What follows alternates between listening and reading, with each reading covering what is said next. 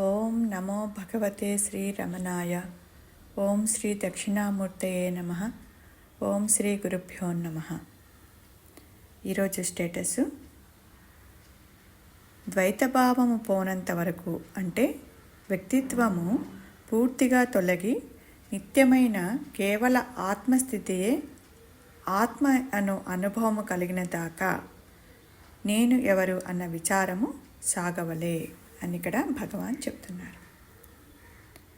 మనకు పగలంతా ఈ మనసు బుద్ధుల చేత ఆ చైతన్య భావన అనేది మరుగున పడిపోయింది. నిద్రలో మనం ఉన్నా కూడా అది అనుభవం కావటం లేదు. అందుకే అనునిత్యము మనము అణువులో కూడా నిండి ఉన్న మన ఉనికికి కారణమైన ఆత్మని మనము గుర్తించలేకపోతున్నాము. మనలోనే ఉన్న ఆత్మ కానీ, గురువు కానీ, దైవం అన్నది ఉన్నది అనే భావన అక్కడ స్థిరపడితే చాలు, అదే మనని గమ్యానికి చేరుస్తుంది. అన్నిటినీ ఈ పంచేంద్రియాలతో అనుభవించడానికి అలవాటు పడ్డ మనం ఆ చైతన్యాన్ని, ఆ దైవాన్ని కూడా అలానే అనుభవించాలని మనము అనుకుంటున్నాము. అయితే అన్నింటినీ అనుభవింపచేసేదే చైతన్యం కనుక దాన్ని మనము పట్టుకోలేకపోతున్నాము. ఇప్పుడు చూడండి, మన వీపును మనం అద్దంలో చూసుకోలేం కదా, దానికి మరో అద్దం సహాయం కావాల్సిందే. అదే మనకు గురువు చేసే పని. ఈ ప్రపంచం అనే అద్దంలో నీ వెనుక ఉన్న దైవాన్ని నువ్వు చూసుకోలేవు. మరో అద్దంలా నీ వెనుక నిలబడి నీలోనే ఉన్న దైవాన్ని గురువు చూపుతారు. రోజు మనకు నిద్రలో ఆ చైతన్య స్థితే ఉంది, కానీ అక్కడ అనుభవం కావటం లేదు. ఆ చైతన్య స్థితిని అనుభవించే గమనింపు అనేది సమాధి స్థితిలో మాత్రమే సాధ్యమవుతుంది. ఆత్మానుభవం ప్రతి ఒక్కరికి ప్రతి క్షణము అది జరుగుతూనే ఉంది. ఆ రుచి మనకు తెలియని కారణంగా అది ఫలానా అని మనకి అక్కడ బోధపడటం లేదు. సాధనలో ఒక్కసారి మనము ఆత్మానుభవంని రుచిని తెలుసుకుంటే నిరంతరం మనలో ఉండే ఆ అనుభవాన్ని ఆస్వాదిస్తూ ఉండవచ్చు. నిత్యం మనకు ఆత్మానుభవము జరుగుతున్నా మనం ఎందుకు గుర్తించలేకపోతున్నామంటే దేహాత్మ భావన చైతన్యం అంటే దేహమే నేను అని. ఎందుకంటే ఇక్కడ విచారిస్తే దేహం నేను అని చెప్పటం లేదు, నువ్వు చెప్తున్నావు నేను దేహమని, జీవుడునని, ఒక వ్యక్తిత్వం కలవాడినని నువ్వు చెప్తున్నావు.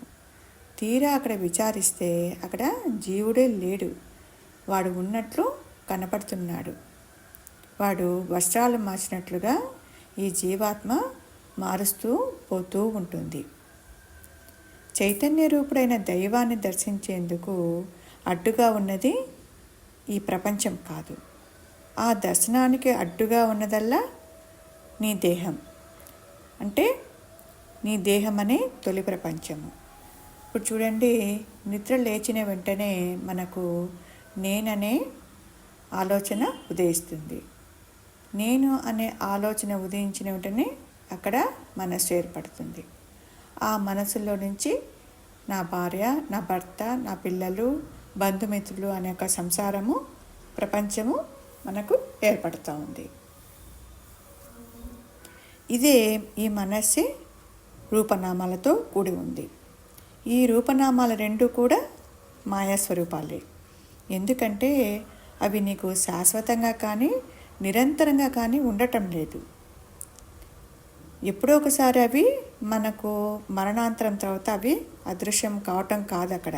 అంటే మనం అనుకుంటాము ఈ రూపనామాలు అనేటివి మరణించిన తర్వాత అవి అదృశ్యం అవుతాయి అని అనుకుంటాము. కానీ ఇక్కడ ప్రతిరోజు కూడా మనకు నిద్రలో అవి అదృశ్యం అవుతూనే ఉన్నాయి. మెళకువలో రాగంతో ఉన్నా దుఃఖంతో ఉన్నా నువ్వు ఉంటున్నావు. అంటే తెలుసుకునే మనసుతో కలిసి నువ్వు ఉంటున్నావు. అలాగే నిద్రలో అటువంటివి ఏమీ లేకుండా కూడా నువ్వు ఉంటున్నావు. అంటే మనసు లేక నువ్వు ఉంటున్నావు. అంటే ఇక్కడ ఆలోచిస్తే నువ్వు అక్కడ రెండిట్లోనూ నువ్వు ఉంటున్నావు. అక్కడ మరి ఏం జరుగుతోంది?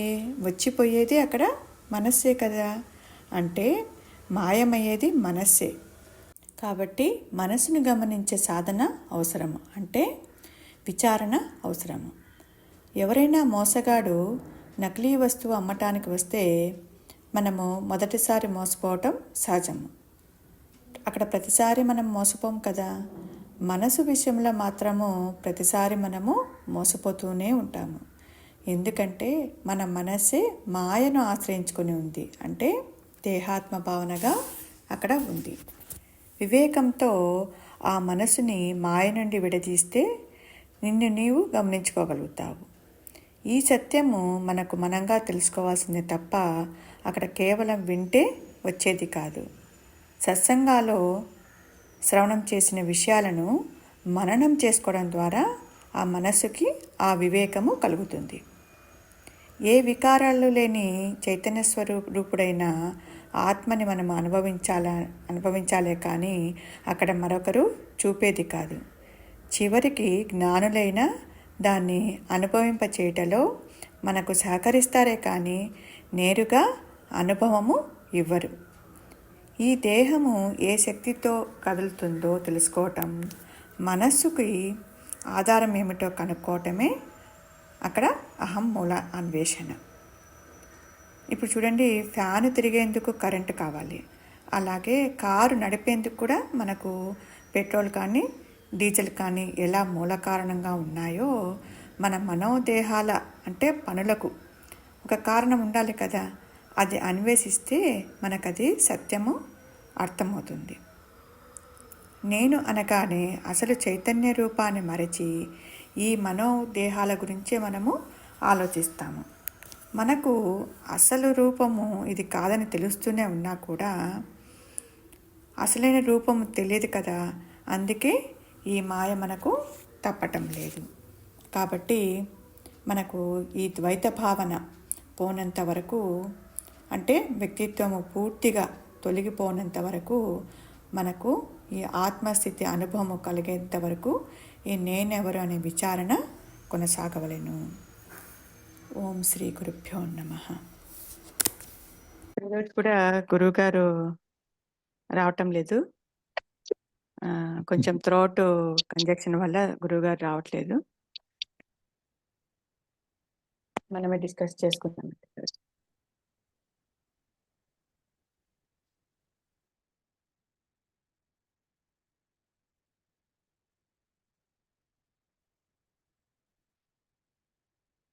ద్వైత భావము పోనంత వరకు, అంటే వ్యక్తిత్వము పూర్తిగా తొలగి నిత్యమైన కేవల ఆత్మస్థితియే ఆత్మయను అనుభవము కలిగిన దాకా నేనెవరు అన్న విచారము సాగవలే.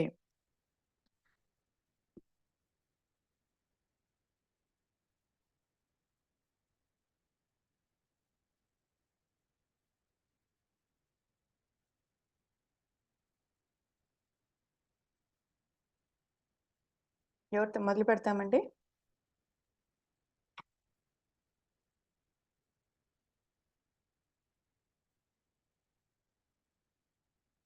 రవికుమార్ గారు చెప్తారా?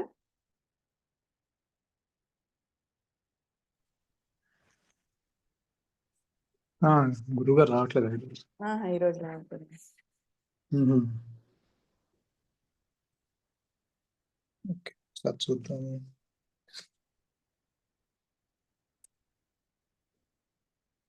ద్వైత భావము పోనంత వరకు, అంటే వ్యక్తిత్వము పూర్తిగా తొలగి నిత్యమైన కేవల ఆత్మస్థితియే ఆత్మ అనుభవము కలిగిన దాకా నేనెవరు అన్న విచారము సాగవలే. అంటే ద్వైత భావము పోనంత వరకు, అంటే ఈ దేహాత్మ బుద్ధి మనకి, అంటే ద్వైత భావము కలిగేది మనకంతా విడిగా మనకు అన్యత్వం ఏర్పడటానికి కారణము ఆలోచనలు. కారణము మూల తలంపు ఏదైతే ఉన్నదో దేహాత్మ బుద్ధి, ఉమ్, అంటే నేనంటే శరీరము అనే భావన, ఉమ్, నేనంటే ఒక దేహదారిని, ఉమ్, నేనంటే ఒక ఆ దేహము అన్న భావన ఏదైతే ఉందో మూల తలంపు, భగవాన్ చెప్తారు కదా, ఆ మూల తలంపు దాన్ని దేహాత్మ బుద్ధి అంటున్నారు కదా గురువు గారు. ఉమ్, ఆ దేహాత్మ బుద్ధి అది మనకి జాగ్రత్త అవస్థలో నిద్ర నుంచి లేవగానే ఆ మూల తలంపు కలుగుతుంది. ఇక అక్కడి నుంచి మనకి ఆలోచనల పరంపర కొనసాగుతూ ఉంటుంది. ఉమ్, అంటే ఆలోచనలు ఉండటం, ఆలోచనల వల్ల మనకు అన్యత్వం ఏర్పడుతుంది. అంతా ద్వైతము, అంటే అన్ని మనకి విడిగా కనిపిస్తూ ఉంటాయి, అన్నిటిని మనం తెలుసుకుంటూ ఉంటాము. ఆ ద్వైత దృష్టి ఏర్పడుతుంది. అంటే రెండుగా, ఆ, ద్వైతము అంటే రెండు కదా, ద్వై అంటే రెండు, అంటే ఆ రెండుగా, అంటే ఇక్కడ యాక్చువల్గా నేనంటే తన స్వరూపం తనకు తెలియదు. నేను అంటే రెండవది లేనిది ఏదైతే ఉన్నదో అది అది తన స్వరూపము. ఉమ్, కానీ రెండవది లేని తన స్వరూపము ఆ కాకుండా తనకి తన స్వరూపాన్ని మరుగున పడినట్టుగా అనిపిస్తుంది తనకి. దానికి కారణము ఈ ఈ దేహాత్మ బుద్ధి. అందువల్ల నాతో పాటు ఇతరులు ఉన్నారు అనుకుంటాడు. అంటే నేను ప్లస్ ఇతరులు ఉమ్, రెండు ఉన్నాయని అనుకుంటాడు. నేనంటే శరీరము, నాతో పాటు ఇతరులు ఉన్నారని. అంటే నాతో పాటు ఇతరులు ఉన్నారు, నాతో పాటు నాకు విడిగా ఒక ప్రపంచం ఉంది, నాకు విడిగా ఒక భగవంతుడు ఉన్నాడు, నాకు విడిగా సంసారం ఉందని ఇలా తను అనుకుంటూ ఉంటాడు. దీనికి కారణము ఈ దేహాత్మ బుద్ధి. అంటే ఎందుకు అలా అనుకుంటాడు?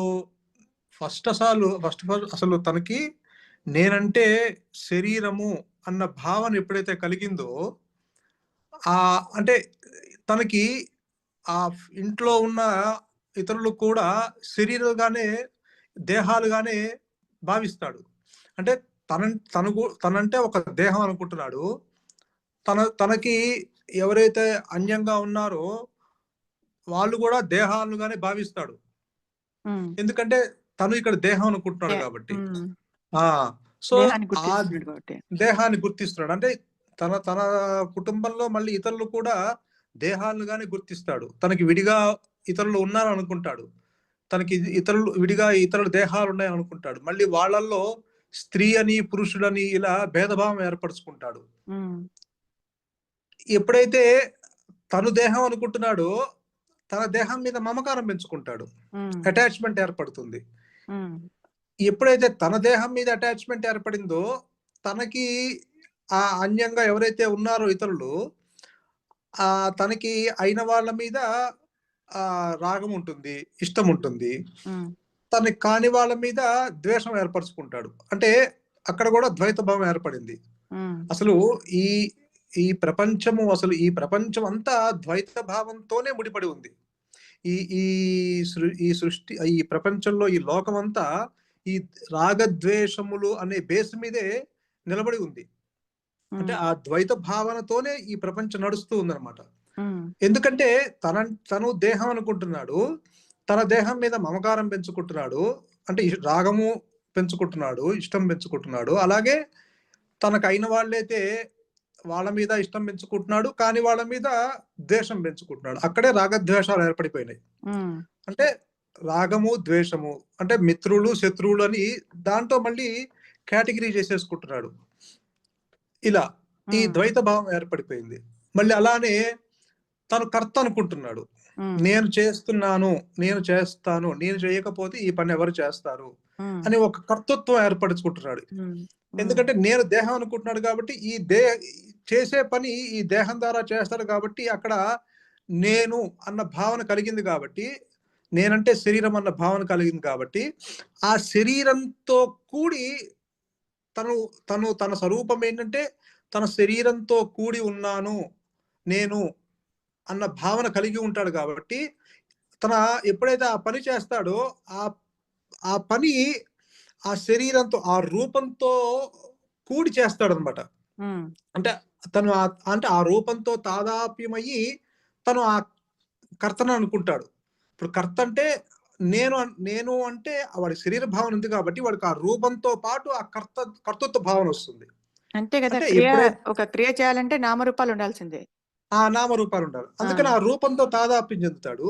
ఎప్పుడైతే ఆ శరీరంతో తాదాప్యం చెంది కర్తృత్వం ఏర్పరచుకుంటాడో, ఇప్పుడు అక్కడ మళ్ళీ ఆ యొక్క ఫలితాలు తన తీసుకొని దుఃఖిస్తాడు. అంటే అక్కడ కూడా ప్రతికూలము, అనుకూలము. ప్రతికూలమైతే దుఃఖిస్తున్నాడు. అనుకూలము ఫలితాలు వస్తేనేమో ఆనందిస్తున్నాడు. మళ్ళీ అక్కడ ద్వైత భావన ఏర్పడిపోయింది. అంటే 2గా విడిపోయినాయి. ఏదైతే అంటే విడిపోవడం అంటే ఇక్కడ ఆ దేహాత్మ బుద్ధి జనించినప్పుడు అక్కడ వాడికి ఆ భ్రాంతి అంటే లేనిది ఉన్నట్లుగా ఊహించుకున్నాడు కాబట్టి తను 2గా అన్నిటినీ నేనుతో పాటు తనకి అన్యంగా ఇంకోటి ఉందని భావిస్తున్నాడు. అంటే అక్కడ ఆ ద్వైత భావన అంటే రాగము, ద్వేషము, అలాగే ప్రతికూలము, అనుకూలము, అలాగే ఆ పనిలో లాభం చూస్తాడు, నష్టం చూస్తాడు. అట్లాగే లాభ నష్టాలు ఆ పని చేస్తున్నప్పుడు మళ్ళీ దాంట్లో జయము కలగచ్చు, అపజయము కలగచ్చు, జయ అపజయాలు ఇలా అలానే నేను ఈ దేహముకి ఒక చావు ఉంది, పుట్టుక ఉంది అనుకుంటున్నాడు. మళ్ళీ అక్కడ కూడా ద్వైత భావం. మళ్ళీ అంటే ఈ శరీరం పోతే నేను పోతా అనుకుంటున్నాడు. మళ్ళీ శరీరము పుడితే నేను పుడుతున్నా అనుకుంటున్నాడు. సో అంటే శరీరంతో ముడిపడి అన్ని చేసుకుంటున్నాడు. శరీరంతో ముడిపడి ఆ శరీరంతో తాదాప్యము చెంది సో మరణము శరీరము పోతే నేను కూడా పోతాను, శరీరము పుడితే నేను పుట్టాను ఇలా అనుకుంటాడు. సో అలా జనన మరణాలు ఉన్నాయి అనుకుంటాడు. అలా రాగద్వేషాలు, జయాపజయాలు, లాభ నష్టాలు, ఇలా సుఖదుఖాలు ఇలా ఎన్నో అనుభవిస్తూ అన్నిటినీ కర్తృత్వం మీదేసుకుని అనుభవిస్తూ ఉంటాడు ఈ జీవుడు. దీనన్నిటికీ కారణం ఏంటంటే దేహాత్మ బుద్ధి.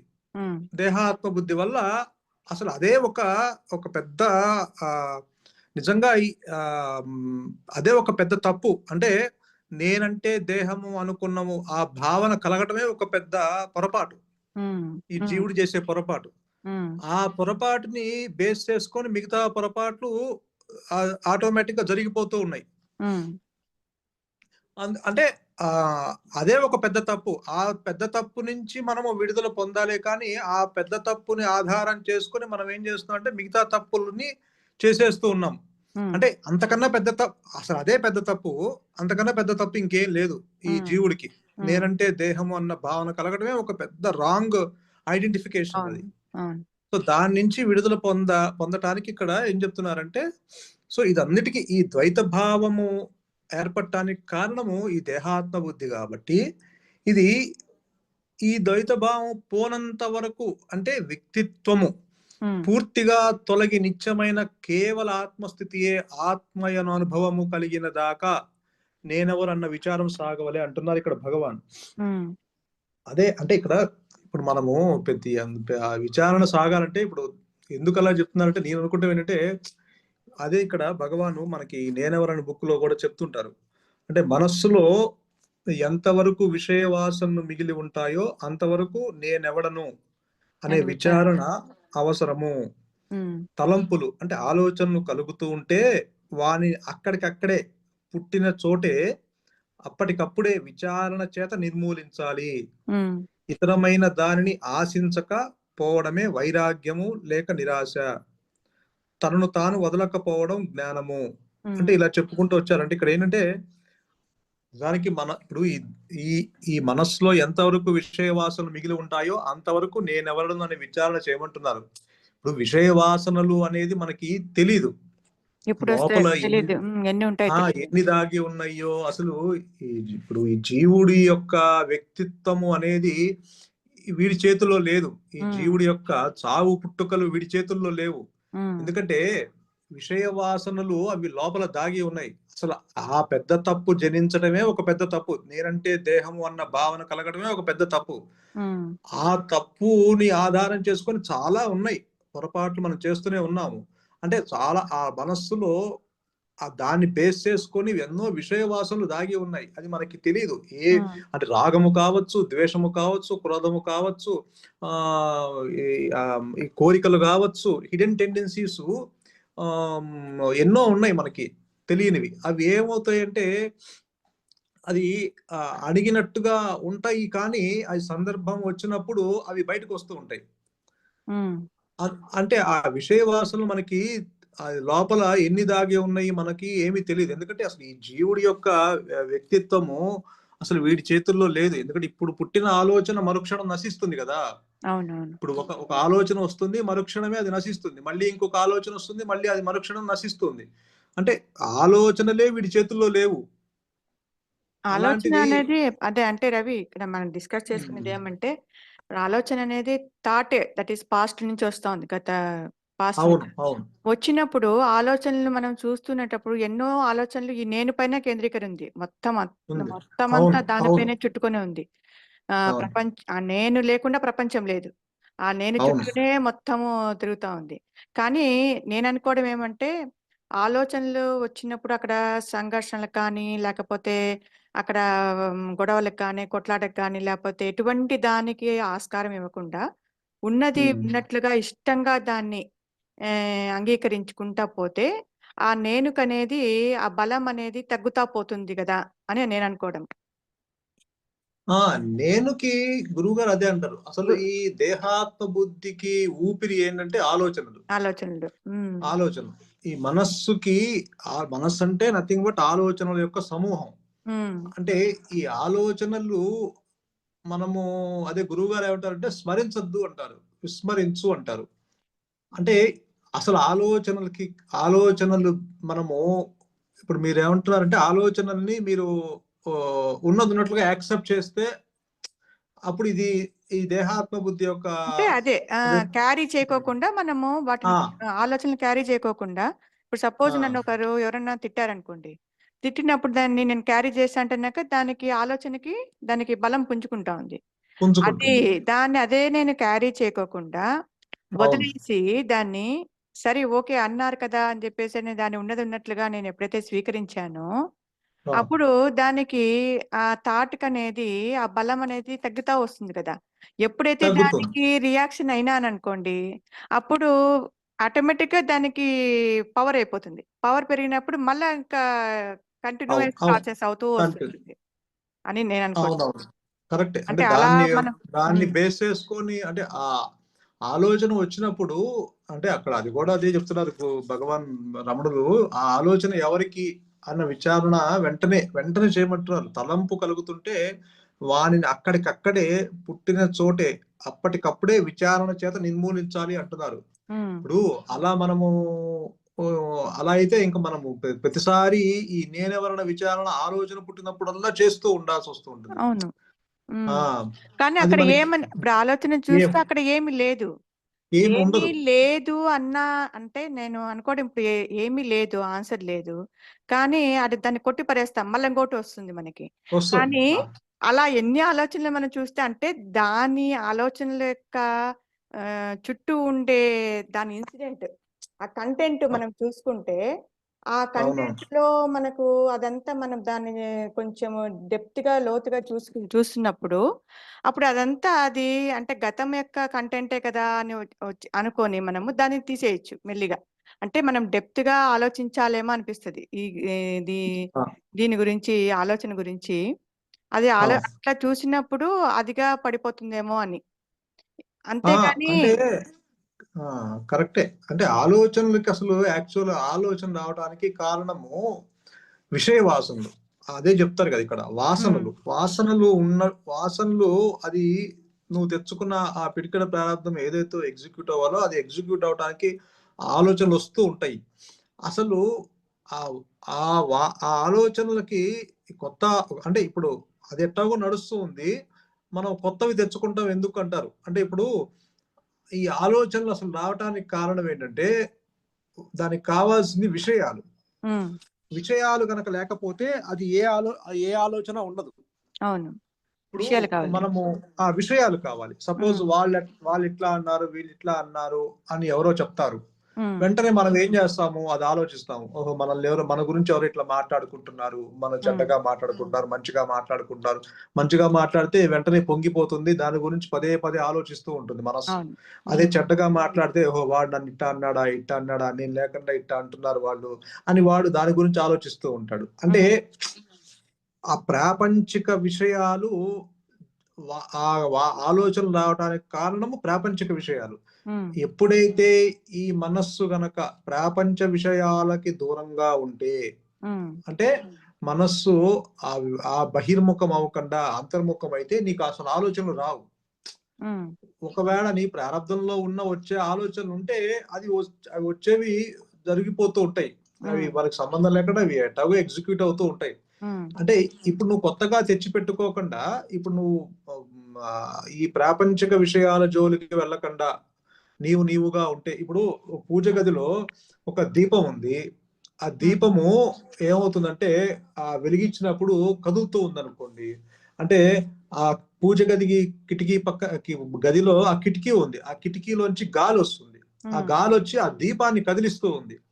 ఆ దీపాన్ని కదిలిస్తూ ఉంటే అది నిశ్చలంగా రావట్లా. మీరు ఎప్పుడైతే మనం ఆ కిటికీ మూసేసామో వెంటనే అది ఆ దీపము కదలకుండా నిశ్చల స్థితికి వచ్చేస్తుంది. అప్పటిదాకా కదులుతున్న దీపము నిశ్చలంగా వచ్చేస్తుంది. అట్టానే మన ఆలోచనలు కదలికలు ఉన్నాయి లోపల, మన మనస్సులో ఆ ఆలోచనల యొక్క కదలికలు నడుస్తూ ఉంటాయి. ఎప్పుడైతే మనము ఆ పూజ గదిలో ఉన్న కిటికీని మూసేసినట్టు మన మనస్సులో ఉన్న ఆ కిటికీని మూయటము అంటే, ఇక్కడ నీవు బాహ్యంగా అంటే బయట నుంచి వచ్చే గాలి లోపలికి వచ్చి నీ ఆ దీపాన్ని కదిలిస్తున్నట్టు, అలానే బయట నుంచి వచ్చే ప్రాపంచిక విషయాలు నీలో ఆ ఆలోచనల రూపంలో నీ మనస్సును డిస్టర్బ్ చేస్తూ ఉంది. ఎప్పుడైతే మీరు ఆ పూజ గదిలో కిటికీ మూసేస్తే ఆ బయట గాలి లోపలికి రాకుండా అది వెంటనే నిశ్చల స్థితికి వచ్చింది. అలానే మనం ఆ బాహ్య ప్రాపంచిక విషయాలకి దూరంగా ఉన్నప్పుడు, వాటి జోలికి వెళ్ళకుండా ఉన్నప్పుడు, నీవుగా అదే గురువు గారు అంటారు, అదే నీ ఇంట్లో నువ్వు ఉన్నప్పుడు బయట సంగతి నీకు తెలియదు కదా, బయట ఏం జరుగుతుందో నీకేం తెలియదు కదా. అలానే ఆ ప్రాపంచిక విషయాల నుంచి దూరంగా కొంతవరకు నువ్వు దూరంగా ఉన్నప్పుడు ఏమవుతుందంటే, అప్పుడు నీవుగా ఉండటానికి అక్కడ కొంత అవకాశం ఉంటుంది. ఆ గాలి లోపలికి రాకుండా ఎట్టయితే ఆ కిటికీని మూసేసినప్పుడు ఆ గాలి లోపలికి రాకుండా ఉందో, అట్లానే ఆ ప్రాపంచిక విషయాలకు దూరంగా ఉన్నప్పుడు వెంటనే నీ ఆలోచనలు తగ్గుముఖం పడతాయి. ఎందుకంటే ఆలోచనలు కావాల్సింది విషయాలు లేకపోతే ఆలోచనలు ఉండవు.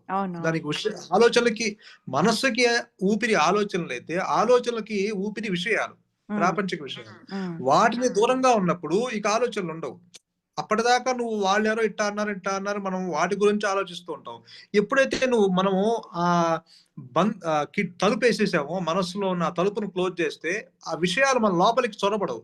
ఎప్పుడైతే చొరబడవో అప్పుడు వెంటనే మన మనస్సు ఆ దీపం నిశ్చల స్థితికి వచ్చినట్టు మన మనస్సు ఆలోచన లేని స్థితికి వచ్చేస్తుంది. వాటికి దూరంగా, అందుకే ప్రపంచం అనేది కుక్కతో ఒక వంకర లాంటిది అంటారు. అంటే మనము లోకాన్ని ఎంత ఉద్ధరించాల్సింది చూసినా కూడా అది తన బుద్ధి చూపిస్తుంది. సో అదే చెప్తారు ఇక్కడ ఈ భగవాన్ కూడా, ప్రాపంచిక ఇతరులు ఎంత దుర్మార్గులుగా కనిపించినా వారిని ద్వేషింపరాదు, రాగద్వేషములు రెండు విడవలసిందే. అంటే రాగము వద్దు, ద్వేషము వద్దు. ఇప్పుడు నీకు ఇప్పుడు నేనంటే శరీరం అనుకుంటున్నావు, శరీరం మీద మమకారం పెంచుకుంటున్నావు, రాగము పెంచుకుంటున్నావు. అలానే నీ ఇతరుల మీద కూడా అయిన వాళ్ళ మీద రాగము, కాని వాళ్ళ మీద ద్వేషం పెంచుకుంటున్నావు. అలా వద్దు, అసలు రాగము వద్దు, ద్వేషము వద్దు, నీ ఆలోచన లేకుండా హాయిగా ఉండు అంటున్నారు. అలానే ప్రపంచ విషయములందు మనస్సుని ఎక్కువగా ప్రసరింప చేయరాదు అంటారు భగవాన్. ఈ మాట చెప్పారు, ప్రాపంచిక విషయాల యందు మనస్సును ఎక్కువగా ప్రసరింపజేయొద్దు, అంటే ఎక్కువ వాటి జోలికి వెళ్ళొద్దు మీరు అంటారు. వీలైనంత వరకు ఇతరుల వ్యవహారంలో ప్రవేశించరాదు అంటారు. మనం ఏం చేస్తామంటే ఇక్కడ ఇతరుల వ్యవహారంలో ప్రవేశించేటప్పటికి అక్కడ కొంచెం మన డిస్టర్బెన్స్ ఏర్పడుతుంది. ఎందుకంటే ఎప్పుడైతే మనం జోక్యం చేసుకున్నామో వాడెవడో ఇట్లా అంటాడు, వెంటనే ఏదో తిట్టేస్తాడు, లేకపోతే ఇంకోటి అంటాడు. సో అది ఏదైనా ప్రశంస అయినా సరే, మనల్ని పొగిడినా సరే, అది మనకి డిస్టర్బెన్సే, కదలికే, మన మనసులో కదలిక ఏర్పడుతుంది. ఆహా నన్ను ఇట్టా అన్నాడని మనం పొంగిపోతాం. ఎవడన్నా తిడితే వెంటనే కృంగిపోతాం, నన్ను ఇట్టా అయ్యో ఇంత బాధ పెట్టాడా అని, అది కూడా ఒక డిస్టర్బెన్సే. సో ఈ విషయాలు ఉంటే గనక మనస్సు వాటి గురించే ఆలోచిస్తూ ఉంటుంది. అవునవును. ఎప్పుడైతే నువ్వు రాగము, ద్వేషము 2 సమానంగా స్వీకరిస్తే అసలు రాగం గురించి ఇవన్నీ ఆలోచనే. రాగం అనేది ఒక ఇష్టం అనేది ఒక ఆలోచన. ద్వేషం అనేది ఒక ఆలోచన. హ్మ్. హ్మ్. నిన్నెవరైనా ప్రశంసిస్తే నువ్వు పొంగిపోతావు కదా! అది గూడా ఒక ఆలోచన. కృంగిపోవటం గూడా అది గూడా ఒక ఆలోచన. సో, ఈ ఆలోచనలకి ఈ విషయాలు కావాలి గాబట్టి, ఎప్పుడైతే నువ్వు విషయాలు కట్ చేస్తే నీకు ఆలోచనలు రావు. హ్మ్. ఆలోచనలు రాకపోతే నీ మనస్సు ఎప్పుడు నిశ్చల స్థితిలోనే ఉంటుంది. అవును. సో, కాబట్టి అందుకనే ఇక్కడ వీలైనంత వరకు ఇతరుల వ్యవహారంలో ప్రవేశించరాదు అంటారు. అలాగే మనం ఎంతెంత అణకువతో ప్రవర్తిస్తామో అంతకంత అంత మేలే మేలే జరుగుతుంది జరుగుతుంది. అంటున్నాయి. అవును. అవును. అంటే మన అణకువ అంటే ఇక్కడ వంగి వంగి దండాలు పెట్టం కాదు. ఆలోచన లేని స్థితి హ్మ్. అణకువ అంటే. హ్మ్. హ్మ్. మనము ఎంతకెంత అణకువతో ప్రవర్తిస్తామో అంటే ఆలోచన లేని స్థితిని అలవాటు చేసుకుంటే అంతకు అంత మేలే జరుగుతుంది. అంటే హ్మ్. మనస్సుని వశపరుచుకుంటే ఎక్కడైనా ఉండవచ్చు అంటారిక్కడ. హ్మ్. మనస్సుని వశపరుచుకుంటావంటే నీవు గనుక ఆలోచన లేని స్థితిని అలవాటు చేసుకుంటే నీవు ఎక్కడైనా ఉండవచ్చు. నువ్వు సంసారివైనా సన్యాసివే. ఆ! నువ్వు సన్యాసి స్వీకరించాల్సిన అవసరం లేదు. సంసారంలో ఉంటూ సన్యాసిగా జీవించవచ్చు. హ్మ్. ఎందుకంటే నువ్వు ఎక్కడైనా ఉండవచ్చంటే మనస్సే గదా! మనస్సులోనే అవునవును. ఉంది నీ సంసారం అంతా. హ్మ్. సో, కాబట్టి ఇక్కడ అందుకనే ఆహ్, హ్మ్, ఒక నీ ఆత్మ సాక్షాత్కారానికి కావాల్సిందల్లా నిశ్చలంగా ఉండటమే అంటారు ఒక చోట. హ్మ్. హ్మ్. భగవాన్ రమణులు. హ్మ్. అంటే ఆత్మ సాక్షాత్కారం పొందడం అంటే కొత్తగా పొందేది కాదు. నువ్వు ఇప్పుడు నీకు అది మరిచినట్టుగా ఉన్నావు కాబట్టి, నీ ఆలోచనలు నీకు అడ్డుగా ఉన్నాయని నీవు అనుకుంటున్నావు కాబట్టి, నువ్వేదో అది కొత్తగా పొందాలి, ఏదో అది కొత్తగా నీకేదో వస్తుంది అని నువ్వు అనుకుంటున్నావు కాబట్టి, సరే నిశ్చలంగా ఉండు అంటున్నారు భగవాన్. అంటే హ్మ్. ఆత్మ సాక్షాత్కారానికి కావాల్సిందల్లా నీ మనస్సును నిశ్చలంగా ఉండటమే అంటారు. హ్మ్. హ్మ్. సో, కాబట్టి ఇక్కడ ఏ మార్గమైనా సరే, ఇప్పుడు నేనెవరన విచారణ మార్గమైనా, ధ్యాన మార్గమైనా, భక్తి మార్గమైనా, జ్ఞాన మార్గమైనా, మరి ఏ ఇతర రాజయోగ మార్గములైనా సరే, అవన్నిటిని మన యొక్క ప్రయోజనం ఏంటంటే, నీ మనస్సుని నీవెంత వరకు నిశ్చలంగా ఉంచుకున్నావు అన్నదే ఇక్కడ ప్రశ్న. హ్మ్. కాబట్టి ఇక్కడ భగవానేంటంటే, ఈ విచారణ, ఈ విషయాలు, ఈ ఆలోచనలు వస్తూనే ఉంటాయి గాబట్టి, ఈ ఆలోచన ఎవరికో చూడు అంటున్నారు. ఇప్పుడు హ్మ్. నాకు, నేను అంటావు. ఈ నేనెవరు? నేనెవరంటే మళ్ళీ నీకక్కడ ఏ సమాధానం రాదు. రాదు. ఎందుకంటే, ఆ నేనుకి ఎటువంటి స్వరూపము లేదు కాబట్టి, హ్మ్. హ్మ్. అక్కడ నీకేమి అది అది లేనిది ఉన్నట్లుగా కనిపిస్తుంది. ఇప్పుడు అదే గదా మనం చెప్పుకుంటాం గదా! ఆ చీకటిలో మనము ఆ త్రాడుని చూసి పాముని భయపడతాము. హ్మ్. హ్మ్. ఎందుకు అక్కడ అక్కడ అక్కడ ఏర్పడింది అంటే ద్వైత భావం ఏర్పడింది. నేనంటే దేహము అన్న భావన కలిగి వెంటనే నీకక్కడ ద్వైత భావం అని ఏర్పడి, నీకది తాడుని చూసి పాముగా నువ్వు భ్రమించావు, భయపడ్డావు. హ్మ్. అది అది అందువల్ల నీకేంటంటే అక్కడ సరే అప్పుడు అందుకనే విచారణ చేయమంటున్నారు. ఇప్పుడు వాడేం జేశాడు, చీకటిలో వస్తున్నాడు, త్రాడుని చూసాడు, త్రాడుని తొక్కి పామనుకున్నాడు. వెంటనే భయపడిపోయాడు. అరే! నాకేదో పాము కరిచింది, నేను చచ్చిపోతానేమో, నన్ను మరి నేనెలా నా భార్య, పిల్లలు నా పరిస్థితేంటి? నేను ఇంటికెట్టా వెళ్ళాలిప్పుడు? నన్నెవరు ఆదుకుంటారు? అని అనుకుంటూ ఉన్నాడు. ప్రాణభయం వచ్చేసింది. అంటే హ్మ్. వాడు కనీసము నేను తొక్కింది త్రాడేనా అన్న విచారణ చేయట్ల. హ్మ్. హ్మ్. హ్మ్. అంటే అరే! ఒకవేళ గనక వాడు భయపడకండా, ప్రాణభయం తెచ్చుకోకుండా, నా పాము కాటేసిందేమో అన్న భయం వాడికి ఏర్పడింది గదా! అదంతా భయపడకండా, అసలు నిజంగా నేను తొక్కింది పామేనా? ఒకవేళ పాము గనక నేను తొక్కితే నాకు మెత్తగా ఉండాలి గదా! హ్మ్. అది మరి నాకది లేక ఒకవేళ నన్ను కాటేస్తే నాకేదైనా గాయం గావాలి గదా! రక్తం గావాలి గదా! అక్కడ నాకేదైనా నొప్పి కలగాలి గదా! ఆ! మరి నిజంగా అది నేను తొక్కింది త్రాడేనా? పామేనా? అన్న విచారణ వీడు గనక చేస్తే గనక వాడికి ఆ భయం ఉండదింక అసలు వాడికి. హ్మ్. హ్మ్. హ్మ్. అంటే అవిచారణ వల్ల దుఃఖం ఏర్పడుతుంది. అంటే విచారణ చేయకపోవటం వల్ల వాడికి ఆ దుఃఖం ఏర్పడింది. అవును. వాడు గనక ఆ చీకటిలో విచారణ చేస్తే ఓహో! నేను నిజంగా ఒకవేళ తొక్కింది పాము గాదేమో! అది వేరే వస్తువు అయ్యుండొచ్చు. అక్కడ నాకు మెత్తగా తగల్లేదు గదా! ఒక ఆకారం ఏదో అనిపించింది గానీ నాకు మెత్తగా తగల్లేదు. మరి కాటేయలేదు. నాకు నొప్పి కూడా రాలేదు. అన్న వాడు విచారణ చేస్తే ఇవన్నీ బయటపడతాయి. అలానే అందుకే విచారణ. ఇప్పుడు అలానే వాడికొక ఆలోచనొచ్చింది. ఈ ఆలోచన ఎవరికొచ్చింది? నాకు నేను, ఈ నేనెవరు? అని ఇలా ఆ విచారణ చేయకపోతే నీకు దుఃఖం వస్తుంది. వెంటనే హ్మ్. వాడికి ఆ ప్రాణ భయం కలిగింది. అట్లనే ఆ పాము ఉందనుకున్నాడు వాడక్కడ. పాము హ్మ్. ఖచ్చితంగా ఉంది అనుకోని ప్రాణ భయం వచ్చేసి పరిగెత్తాడు. ఉమ్, ఇంటికి. ఉమ్, కనీసము పక్కకెళ్ళి ఎవరినైనా అడిగి చీకటిలో వెలుగులో చూసి టార్చ్ లైట్ తెచ్చి అక్కడ నిజంగా అని కన్ఫర్మ్ చేసుకోవట్లే వాడు. ఉమ్, ఉమ్, కాబట్టి ఆ విచారణ చేయకపోవటం వల్ల వాడికి దుఃఖం ఏర్పడింది. అలానే అదే చెప్తున్నారు ఇక్కడ. అంటే ఆ నేనెవరన్న విచారణ వల్ల మనస్సు అణుగుతుంది. కానీ ఉమ్. నీకు మనస్సు అణుగుతుందే కానీ మనస్సు మనోనాశం అవ్వదు. మనోలయం అవుతుంది. టైం మనస్సు అవుతుంది. లయం అవుతుంది. అంటే ఉమ్, కొంతవరకు అది మనస్సు లయం అవుతుంది. ఉమ్, మనోనాశనం అవ్వదు. సో, అంటే ఇక్కడ ఇప్పుడు ఏమంటున్నారు? ద్వైత భావము పోనంత వరకు అంటే వ్యక్తిత్వము పూర్తిగా తొలగి నిత్యమైన కేవలం ఆత్మస్థితియే ఆత్మీయ అనుభవం కలిగిన దాకా నేనెవరన్న విచారణ సాగవలే. అంటే ఉమ్, ఎప్పుడు అలా ఇప్పుడు అలా నీకు ఆహ్, అలా విచారణ నీకు కొంతకాలం అలవాటు అవుతూ ఉంటే గనక నీకు మనస్సు తొందరగా బాహ్యముఖం వెళ్ళదు. అవును. ఇప్పుడు ఇప్పుడు ఆ కిటికీ పూజ గదిలో ఆ కిటికీ తీస్తే ఏమవుతుంది? వెంటనే ఆ ఉమ్, గాలొచ్చి మళ్ళీ ఆ దీపాన్ని అప్పటిదాకా ఉన్న నిశ్చలంగా ఉన్న దీపం మళ్ళీ వెంటనే కదులుతుంది కదా! అవును, గాలొచ్చి. అవును, అవును, ఆ గాలి వచ్చి కదిలిస్తుంది కదా! అవును. మరి వీడు ఆ విచారణ చేయకపోతే ఏమవుతుంది? మళ్ళీ ఆ బాహ్య విషయాలకి పరిగెడతాడు. అంతా నిజమనుకుంటాడు. ఉమ్, ఉమ్, ఇదంతా సత్యమని భావిస్తాడు. నేనంటే దేహం అని. ఇప్పుడు కొంత అవగాహన వస్తే ఏమవుతుందంటే వీడికి కొంత మనస్సు ఆ విచారణ చేయటం వల్ల ఓహ్! నేనంటే ఆలోచనలు, నేనంటే దేహం కాదు. ఒకవేళ దేహం ఎప్పుడు ఏది చెప్పలా. దేహం ఎప్పుడు నేనున్నానని చెప్పట్లేదు. నేను దేహం అని చెప్పట్లా. మరి చూసే ప్రపంచము నేనున్నాను అని చెప్పట్లా. మరి అలానే నీ సా నీకితరులు కూడా నువ్వు చూసి వాటిని గుర్తిస్తున్నావు. ఇప్పుడు ఆలోచనలు నీవు గుర్తిస్తున్నావు. అంటే గుర్తించేవాడు ఒకడున్నాడని అర్థం అక్కడ. మరి వాడెవడు? ఉమ్. ఇలా ఇలా విచారణ చేయటం వల్ల ఏమవుతుందంటే కొంత అవగాహనొచ్చి సో, నీ మనస్సు బాహ్యముఖం నువ్వు ఓకే. ఇదంతా కేవలం ఆలోచనలే. సో, అదే. ఆలోచనొస్తే ఆ! దుఃఖము. హ్మ్. అంటే ఒక అసత్య ప్రపంచంలో బతుకుతున్నామని ఒక అది ఉంటుంది. ఒక విచారణ చేయడం అవగాహనొస్తుంది. వస్తుంది. మనకి హ్మ్. ఇప్పుడు దానివల్ల మనకేంటంటే, ఓహో! ఇదంతా అందుకే గురువుగారు చెప్తారు గదా! పొద్దున్న లేచిన దగ్గర నుంచి మళ్ళీ పడుకునేదాకా హ్మ్. ఇదంతా అసత్యము. ఇదంతా కేవలము ఒక అవును. స్వప్నం లాంటిది. ఇప్పుడు మనకి అది అనుభవంలో ఉన్నా సరే, ఇప్పుడు అది మనకొక అవగాహన వస్తే ఏమవుతుందంటే, ఓహో! వెంటనే ఈ మనస్సు రియాక్ట్ అవ్వదు. అవును. ఇది అవును. స్వప్నతుల్యము అన్న భావనలో ఉన్నప్పుడు, ఇప్పుడు అవును. భావనలో కూడా ఉత్తమమైన భావన అంటారు కదా! ఆ! అవునవును. అందుకే గురువుగారు ముల్లుని ముల్లుతోనే తీయాలి. ముళ్ళు తేలిన. అవును. అది ముల్లే. అది అవును. అసత్యమే. భావన అవును. చేసేది కూడా అసత్యమే. కాకపోతే అంటే ఒక ఉత్తమమైన భావన. హ్మ్. ఆ ఉత్తమమైన భావంతో మనం ఏం చేస్తున్నామంటే ఇదంతా స్వప్నతుల్యము. ఇదంతా లేనిది ఉన్నట్లుగా భ్రమ కలుగుతుంది. నిజంగా ఉన్నది త్రాడు మాత్రమే. అసలు హ్మ్. పామనేదే జనించలేదు. అసలు పాము నన్ను కాటేయలేదు.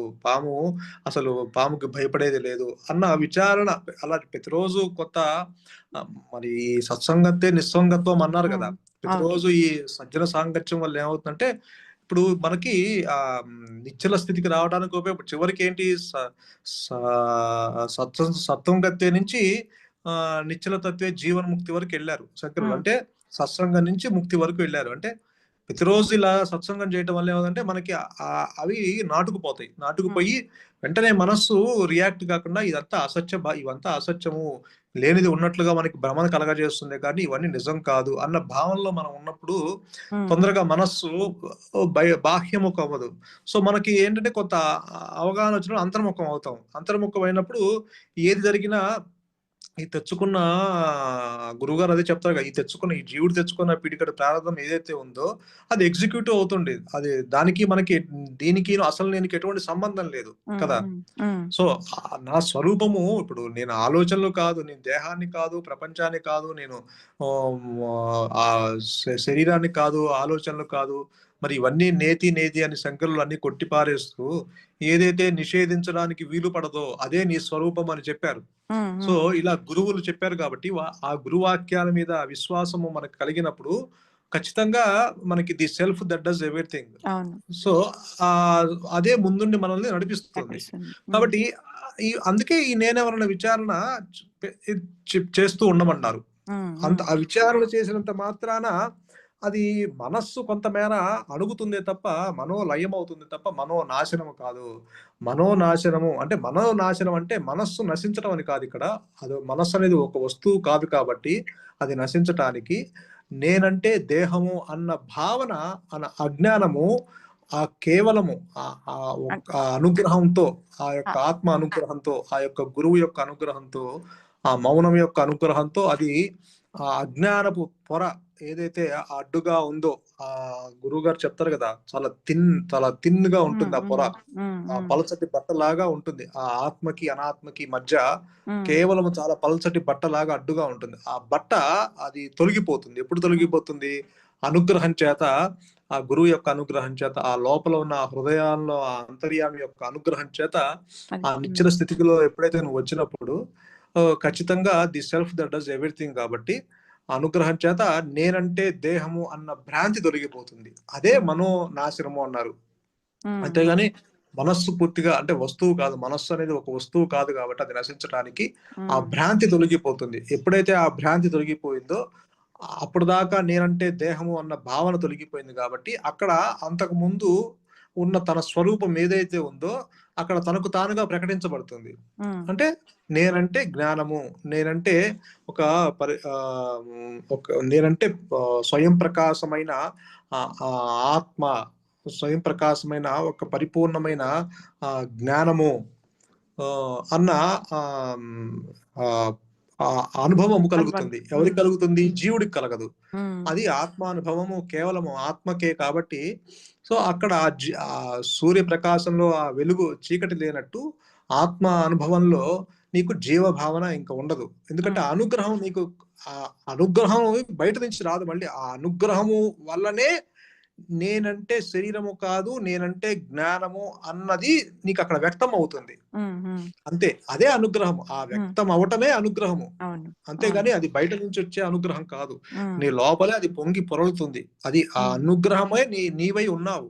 నీకు హ్మ్. అనుగ్రహానికి భేదము లేదసలు. కాబట్టి హ్మ్. నీవు ఇది నీ ఈ అది ఆత్మ ఆల్రెడీ సిద్ధించి ఉంది. హ్మ్. సిద్ధించి ఉన్న సద్వస్తువు కాబట్టి అది ఆల్రెడీ సిద్ధించే ఉంది కాబట్టి, ఆ అనుగ్రహము బయట నుంచి రాదు కాబట్టి, అది కొత్తగా వస్తే అది వెంటనే ఇప్పుడు ఏదన్నా కొత్తగా మనకు వస్తువు ఇస్తే మనం ఏదైనా కొత్తగా ఒక వస్తువు మన దగ్గరకొచ్చిందనుకోండి అది ఎప్పటికైనా నశిస్తుందది. హ్మ్. మళ్ళీ అది పోతే ఇంకోటి కొనుక్కుంటాం. అది కొత్తగా వచ్చేది కాదు. హ్మ్. అది నీవై ఉన్నావు. అందుకని బయట నుంచి రాదు. అది అది వచ్చేది కాదది.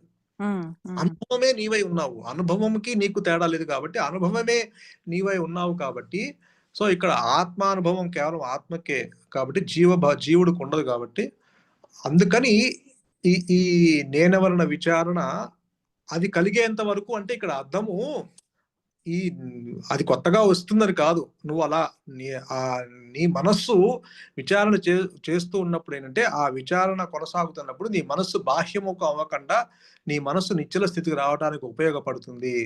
నీ మనస్సు ప్రశాంతంగా ఉండటానికి ఉపయోగపడుతుంది. నిర్మలంగా ఉండటానికి ఉపయోగపడుతుంది. హ్మ్. ఇప్పుడు ఒక కొలంలో ఒక నిశ్చల స్థితిని ఒక ఒక సరస్సులో ఏదైనా రాయేసినప్పుడు రాయేసి. హ్మ్. తరంగాలు ఏర్పడతాయి. ఆ! అవును.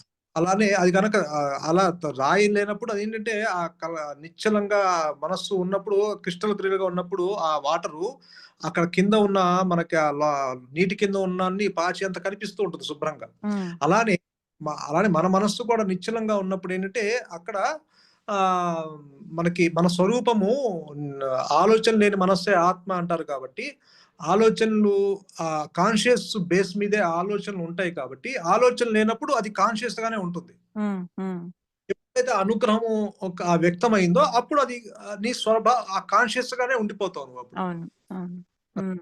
సో, హ్మ్. అంటే రాయేస్తే నీళ్ళల్లో తరంగాలు ఏర్పడతాయి కాబట్టి, అప్పుడు నిశ్చలంగా ఉన్న ఆ నీరు వెంటనే కదలికలు ఏర్పడతాయి. అప్పుడు మనకి అవును. మన ప్రతిబింబం గూడా మనకు కనిపిస్తదక్కడ. అవును. అదే నిశ్చలంగా ఉంటే ఆ క్రిస్టల్ క్లియర్‌గా ఉంటే మన ప్రతిబింబం మనకు కనిపిస్తుందక్కడ. హ్మ్. హ్మ్. అలా ఆలోచన లేని స్థితిలో ఉంటే నీ యొక్క స్వరూపము నీకు అక్కడ వ్యక్తమవుతుంది.